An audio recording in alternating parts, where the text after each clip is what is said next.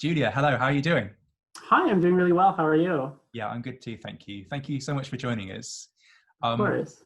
we're starting our films by just asking our contributors to introduce themselves and to give us a sense of their work, an overview of their work. So would you mind doing that, please?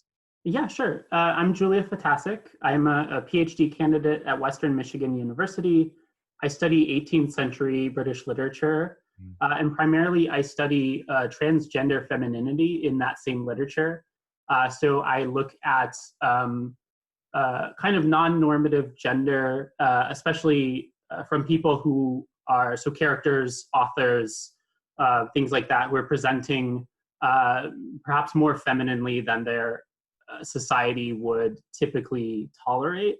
So often I'm looking at people who were assigned male at birth, to sort of dredge up that old term, who are either identifying as women or not identifying as men, and acting in a way that's sort of feminine. It gets a bit complex and in the weeds, I suppose, but yeah. And so I primarily look at Augustan writing. I really like Jonathan Swift in particular, the poetry, Gulliver's Travels quite a bit, which is surprisingly trans feminine, Pope, all sorts of people like that. And also just reclaiming some of the queer gender of the 18th century. It's something that I think has been left out of a lot of queer 18th century studies so far.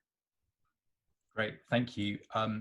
I think the first we need to hear more about is Gulliver's Travels. And Yeah, of yeah, course. tell us more about trans femininity in Gulliver's Travels, please. So I always laugh because there are two authors of the long 18th century, very long 18th century, who I am convinced were secretly trans women or would be trans women today. And one of them is Lord Byron, and no one's ever surprised when I say that. But the other one is Jonathan Swift, and everyone is surprised when I say that. But if we look at Gulliver's Travels, and indeed a lot of Swift's work, I mean, there's a lot of discomfort with the body. And people have commented on this before. Swift talks about bodies in a kind of grossed out way. It's not that unusual of an 18th century aesthetic, but a lot of his protagonists and narrators also seem kind of uncomfortable with their own bodies in specific ways. And Gulliver is one of those characters. Gulliver frequently is too large in a society, or he's sort of overwhelmed by giant women. He thinks a lot about castration. He seems to have a lot of anxiety about sex and the sort of gender dynamics that go into that, and how he's identified as a sexually available person or not. And basically the way that a lot of these things kind of add up, to me, look like gender dysphoria, an experience that a lot of trans people go through, right? So the way that Gulliver feels about his body reflects a certain type of discomfort that we might be able to call trans feminine, which is not to say that Gulliver is a trans woman in Gulliver's Travels. It's a pretty strong claim, right? But that we can read it that way and that the text is still legible in that way is something that I'm really interested in. Yeah, thank you. I'm fully on board with this idea, and I'm excited by it. And I actually have a piece coming out next month, which I've co-written with the transgender theatre maker Emma Frankland, and it's asking. The title is actually asking, what was a particular early modern playwright a trans woman? And that question I think is really important. And I guess I'm aware of people listening to this video who will be new to these issues.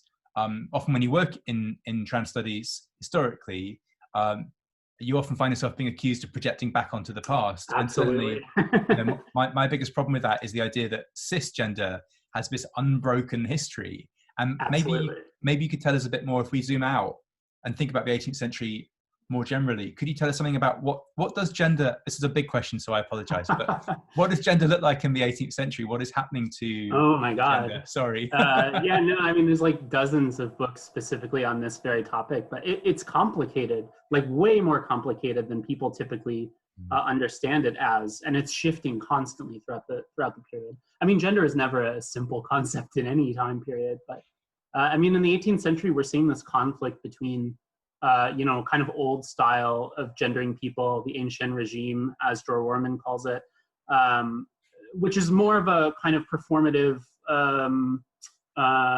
space for play in terms of gender. I believe that's what Warman calls it, where biological destiny is not quite so much of a concept in people's heads.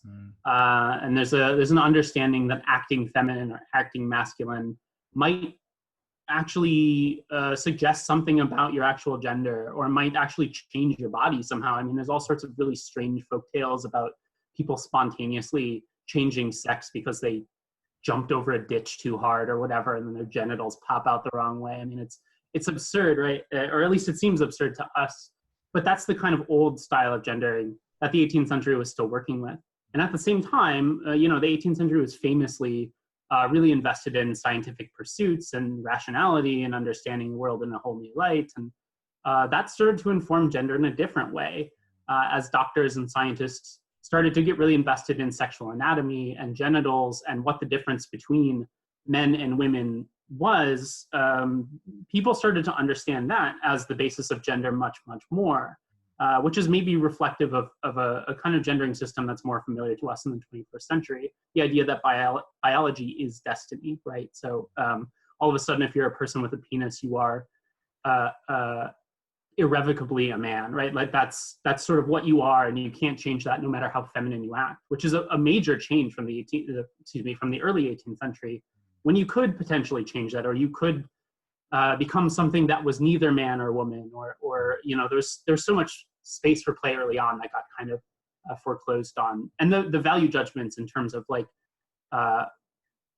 were people allowed to transgress gender? I mean, that changed so much. And how were people allowed to transgress gender? I mean, we see weird stuff like people who in the early to mid 18th century were really praising, cross-dressed women on stage, breeches roles, all of a sudden disgusted with it in the late 18th century. The same people, right, who had suddenly changed their mind about how gender was presented and what was proper and appropriate in terms of gender. So I don't know if that answers the question in any regard. It's immensely complicated. Yeah.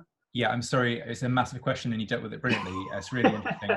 And again, I'm someone who spends my life mostly in the 16th century, but often trying to perform forgotten plays, particularly plays with stories about kinds of people who don't often end up on the classical theatrical stage now. Yeah. So I'm constantly moving between the no biological destiny period you're talking about, and then I'm at the kind of the hard modern end of scientific rationality, and you're there as that transition occurs, which is itself fascinating. Is there something too happening around kind of biological thinking and the idea of genus or genus, kind of dividing plants and animals into taxonomies, sorting people out, sorting things out rather into genesis? Which I'm probably saying that word wrong, but that's where we get the word gender from and the word genre from, kind of types and kinds. Yeah, I would say so. I mean, first of all, we see a lot of 18th century scientific material actually treating plants specifically as analogous to genitals. There's a lot of really fascinating artwork and drawings, which I'm sure I could track down eventually. But so there's that. But also, I mean, people become interested in men and women, or males and females, as different kinds of animals almost.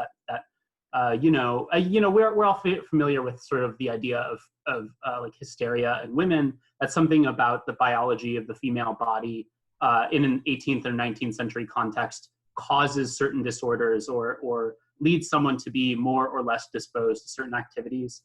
That's a result of 18th century thinking that really became invested in these types of kinds of biology, right? Men and women are different kinds of animals, and that matters deeply, which was not so much the case early on, or was kind of more complicated, had a bit more nuance early on. So yeah, I think it's absolutely related.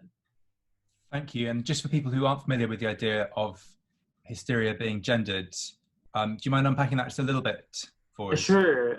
So that's a little out of my wheelhouse, but it's more of a kind of medical humanities thing. But I mean, there was ideas that women's bodies, and it always seemed to come down on women's bodies because misogyny, but that women biologically were just not suited for certain types of activities. I mean, when we get to the 19th century, and I'm going to massively flatten this, unfortunately, so 19th centurists can yell at me, but we have like the separate spheres ideology, which is partially informed by the idea that women are not suited for the public sphere. That something about them is just too weak, to actually exist in a high stress environment like the public sphere.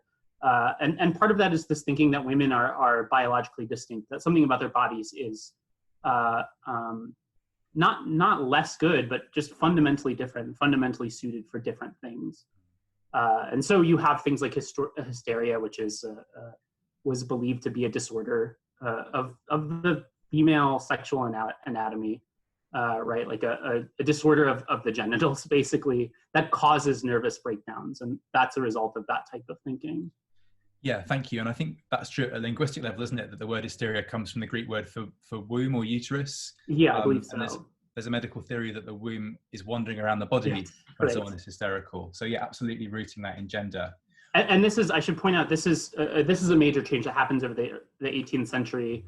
Prior to the period, there was at least a popular medical theory that genitals were sort of inverses of each other, or existed as a kind of spectrum, that women's genitals, I use that in a really cisnormative way, unfortunately, that vaginas, I should say, are just less good penises, that they sort of exist at the lower end of a spectrum, whereas the penis is more towards perfection, like that's the better genital, but that they're fundamentally the same, like structurally they're very similar. That's an idea that goes away in the 18th century, and suddenly they become two very different organs.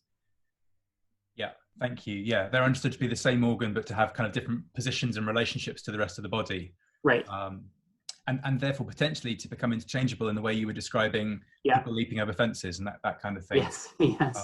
Yeah, thank you. Okay, so I asked you a very specific question about Gulliver's Travels. I then asked you all the massive questions. Could you tell us a bit about how the two relate? So if Gulliver's Travels is playing with transfemininity or is playing with non-cisgender, do you have a sense of what the book is doing at the level of authorship, or at the level of reception, or at the level of anything you care to talk about? How do those things intersect, do you think? Yeah, so I am, people are going to accuse me of reading too biographically, I suppose, but I'm pretty invested in understanding this stuff in Gulliver's Travels as more or less accidental. I don't think all of the gender stuff is necessarily adding much to the narrative in terms of what Swift deliberately wanted to do with it, right? Swift was satirizing all sorts of English politics and all sorts of UK politics in general. Some of that is gendered. There's lots of good scholarship out there about how the English in particular had an understanding of consumer materials as somehow innately feminine, that capitalism and colonialism and all the goods it brought into the UK were sort of coded feminine in some way. And so there's been some scholarship about how Swift was using that as part of a satire, all this sort of gendered anxiety. But I also kind of have this idea that Swift, and again, this is something that carries over into a number of his works, that Swift, if he's someone who himself was experiencing gender dysphoria in any way, even if that's not necessarily he's a trans woman, right? But if he just feels uncomfortable with his assignment as male, or with the role that he has to perform in society as a man, I think that's something that could be imparted to a text more or less accidentally, right? If Gulliver's Travels is something that was intended to be about the body in a lot of ways, then it seems pretty reasonable that Swift's anxieties about his own bodies or about bodies in his society would carry over into that text. So I think it says a lot about authorship, honestly. And again, if we look at more of Swift's work, I think that comes into even sharper focus. In terms of reception, I don't know. I mean, people in the 18th century did like this kind of gross out body satire. It was a very popular thing for the Augustans in particular, that there was all this, Swift has writing about various body odors and disgusting like prosthetics coming out of people's faces. And so it was a popular aesthetic, to be sure. So I don't know, maybe he was using his own anxieties to sort of fund his art. It's a kind of profiting off his own fears, which I think lots of artists do and did in the 18th century. Yeah, and there's a potentially kind of self-defeating or paradoxical thing going on there, where if consumerism is being gendered as female, what does it mean then to write a book and to want to shift copies of it? Right. Yeah. I mean, you can just sort of like dig into this recursive stuff endlessly. But something that's interesting about a lot of that scholarship that notes this stuff about Swift's writing, right? That this gendered anxiety might say something about politics or consumerism or whatever. A lot of this scholarship, and this is one of the things I've been addressing in my own work, kind of makes this conjecture like, oh, Gulliver seems to be very feminized in a lot of this book, where Gulliver takes the position of the woman in a lot of these interactions. But then they're always quick to sort of back off of that and say, oh, that doesn't mean Gulliver is a woman, and that doesn't say anything about Swift. So a lot of my work has just been saying, well, what if it does? What if it does say something about Gulliver? What if it does say something about Swift? We don't have to back off that claim quite so quickly, right? Or both those claims can exist at the same time. We don't have to immediately foreclose on the trans possibility, which has been, I think, a major problem in 18th century studies. Is it seems like no one's quite willing to say those words. Right? Yeah, that's fascinating. Thank you. You've mentioned a few writers, and I don't know if you were intending or suggesting that there's a sort of trans canon in the 18th century to be had, but you mentioned two poets, and then we've been talking about this prose story of Gulliver's Travels. So Swift, Pope, and Byron. Yeah. I mean, if someone said to you, do you have a trans canon? Are those the names you might be likely to say, or were they just simply the first three that you wanted to let us know about? I think they would be included, but I do want to be cautious about, we can claim those as writers that sort of exist in a trans canon, whatever that means, without claiming that those writers are necessarily trans, especially Pope, who I don't really think Pope was trans. But an interesting thing about Pope and his work was he also had a lot of anxiety about his body. He was a disabled man. He had a lot of thoughts about his own body and how that was perceived by people. And that's also a type of dysphoria, right? And the way that he understood himself as a man, the way that he frequently asserted himself as more masculine or higher up on the hierarchy, or he does all sorts of things like that in a lot of his poetry. That can be read as trans in a certain way too, that he's trying to assert a certain type of gender that didn't necessarily get assigned to him by society, right? So he felt some way internally that didn't quite align with how people perceived him. So I would say that these authors maybe exist in a trans canon, but it doesn't necessarily mean that they themselves were trans feminine. It's just the nature of their work, the nature of who they were in society. Byron is the same way, by the way. I mean, he was also disabled and had a good deal of thought about that. The line between disability studies and trans studies is really fine. So it's pretty appropriate in a lot of ways. Yeah, thank you. I like the way you're making us think intersectionally, and I guess maybe religious affiliation, particularly someone like Pope, might also factor into some of this. Someone who's not able to worship publicly in the same way that communities of men, that he's being shut out from homosocial spaces of particular kinds of worship. Yeah. Religious identity as well. Yeah, this is, so I use a lot of contemporary trans theory in my work, theory that was primarily written about trans people now in the 20th and 21st century, and then kind of take that back into the 18th century, which has some problems. But one of the interesting things it sort of does is, as you say, Pope, not feeling quite comfortable practicing religion in public, the sense of needing to hide the self, to exist in a closet, so to speak. Yeah. I mean, that's something that can exist in trans theory. It can be made legible through trans theory. So I think it's appropriate. There's all sorts of ways that people had to hide themselves in the 18th century. And so a lot of those could potentially tie into something that looks trans. I love the idea of being in the closet. Obviously, I do not love the idea of being in the closet. But I love the way of thinking about Pope in terms of the closet, because his writing's really interested in closeted spaces, right? Can you tell us a bit more about Pope and? I mean, the closet is such a rich metaphor in the 18th century for a variety of reasons. It's not always negative either. The closet was a space of freedom for a lot of women, right, who suddenly could write away from the prying eyes of husbands or brothers or other people who are trying to keep an eye on them, right? So the closet, and I think there's a way we could read that to be true now as well. The closet can be a kind of liberating space too, right? A small space, one that you don't necessarily want to be confined in your whole life, but one that you can feel free to explore yourself a bit more deeply than you could in public. And that's something we see quite a bit in Pope and some other writers as well. I'm really fascinated by The Rape of Bloch. It's a wonderful poem by Pope, but the toilet scene in particular, which again is a kind of 18th century fascination with the women's toilet, the place where they put on their makeup and get ready for the day. That's also a sort of woman's private space, a space for her to shore up her identity, to put on the face that she wants to present to the world, and then come out, so to speak, as the person that she wants to be perceived as. Pope wrote about this in a particular way, kind of an admiring way. The Rape of the Lock, that scene in particular, is really soaring and really beautiful. For whatever satire Pope was trying to do, he made it sound really great.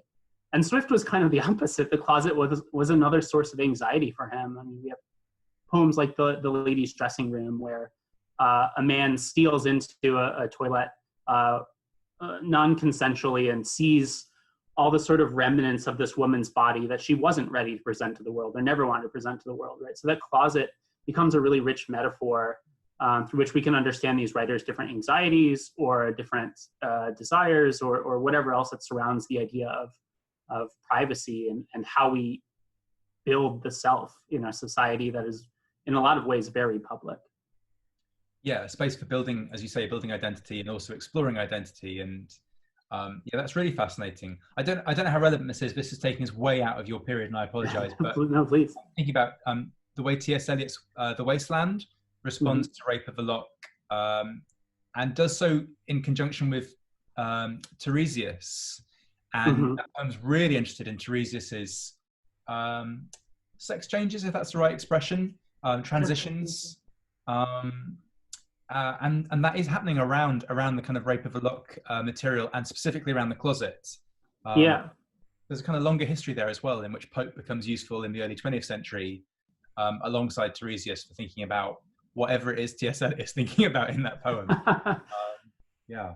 I think there's a lot of gendered anxiety in T.S. Eliot too. I think there's definitely a trans reading that exists. I've read The Wasteland. I know it's actually you're talking about. I'm less familiar with it, but I'm thinking of the Love Song of J. Alfred Prufrock, which is all about identity and private and public self, and the anxiety of being perceived a certain way that you don't necessarily feel yourself to be. And so I think the reading is totally appropriate. And it's interesting that the Augustines, of course, as their name suggests, were also fascinated with a lot of classical literature. Tiresias shows up quite a bit. Byron was fascinated with this type of literature. So there's a kind of loose heritage there, for sure. It's really interesting. Yeah, thank you. Is it all right to move on to Byron then? Because it feels like that's quite a jump from Swift and Pope to Byron. Maybe I'm wrong. I have a very long 18th century. Well, my personal definition of the 18th century, and this just really lets me fit in all the writers I want, is like 1660 to like 1830. So I have a very long 18th century. So I tend to start with like Cavendish and then go all the way to Byron. But I think it's appropriate in some ways. I think Byron is responding to a new regime of gender that still feels very new to him. So he's still partially responding to the old comfortable ways of the early 18th century, even if he never experienced them himself. And also the kind of new, very rigid, for a person like Byron, very uncomfortable ways that people are gendered and perceived.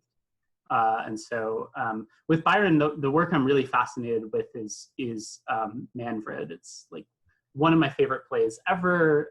And I think it's extremely trans. I think Manfred is like unquestionably a trans woman in that play. I'm actually using it as the endpoint of my dissertation just because it's so clearly transgender, or I could make it so clearly transgender rather, that it seems like this nice end cap on a period that is otherwise so uncertain or ambiguous or nebulous about gender. So could you tell us a bit more about the play then?